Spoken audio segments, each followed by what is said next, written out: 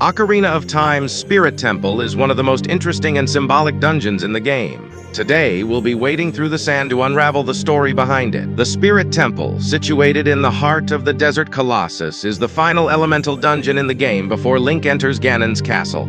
Unlike the other adult temples, the Spirit Temple is unique in that it is explored in both childhood and adulthood, framing it as a space where past and future, youth and maturity converge. Tied to the Gerudo people, and specifically to Nabooru, the temple embodies themes of duality, memory, and transformation. It is a sacred site corrupted by dark magic, political manipulation, and historical amnesia. This essay explores the Spirit Temple as a narrative and symbolic structure, one that interrogates identity, gender, imperialism, and the interplay between freedom and fate. This political backdrop frames the temple's broader significance. The Spirit Temple was once a place of worship and initiation for the Gerudo, dedicated to their ancestors and spiritual heritage. Its architectural features, vast statues of feminine figures, sun and moon motifs, and mirrored chambers, reinforce its sacred status. However, by the time Link arrives, the temple has been usurped by Ganondorf's black magic and repurposed as a stronghold for Twinrova, Ganondorf's surrogate mothers and powerful sorceresses. The temple has thus been transformed from a site of cultural reverence into an instrument of control. The Spirit Temple's most distinguishing feature is its temporal bifurcation. Link must complete part of the temple as a child and return later as an adult to finish it. This structure forces a direct confrontation between past and future, highlighting the tension between memory and destiny. Unlike other dungeons that mark Link's adult progression, the Spirit Temple requires the active reconciliation of two versions of the self. This duality is embedded in the temple's design: mirrored rooms, symmetrical layouts, and puzzles that require interaction across time. The player must internalize not only spatial relationships but causal relationships between child and adult actions. The temple thereby becomes a metaphor for identity formation, where who one was informs who one becomes. Additionally, the mirror shield, acquired late in the dungeon, is a potent symbol of this reconciliation.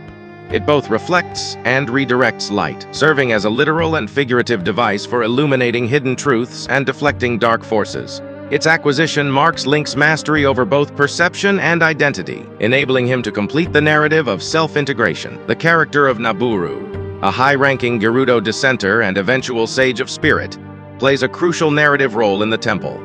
Introduced first during Link's childhood, Nabooru is established as a morally conscious rebel who opposes Ganondorf's tyranny. Her attempt to infiltrate the temple and steal from its treasure vaults is framed not as greed, but as an act of resistance. However, before she can complete her mission, she is abducted and magically possessed by Twinrova and transformed into a puppet of the very evil she opposed.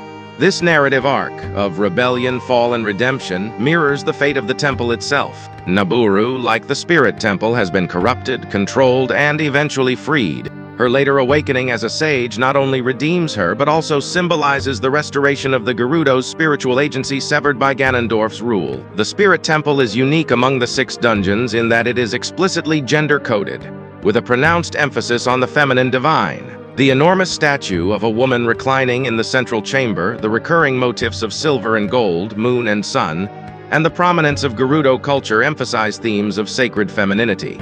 However, this femininity is subjugated and distorted. The divine imagery has been weaponized, and the temple's matriarchal protectors, Twinrova, have become agents of malevolent power. There is also a colonial subtext to the Spirit Temple's corruption. Ganondorf, though of Gerudo origin, represents a co-opted indigenous identity, using his tribe's heritage and sacred spaces to consolidate personal power. The temple thus becomes a contested cultural site, reflecting how authoritarian regimes manipulate cultural symbols to validate their rule. Nabooru's resistance and Link's intervention can be interpreted as acts of decolonization and spiritual restoration, returning the temple to its original function as a site of empowerment rather than enslavement. Unlike the Shadow Temple, which represents death, or the Fire Temple, which centers on suffering, the Spirit Temple is about balance and transcendence.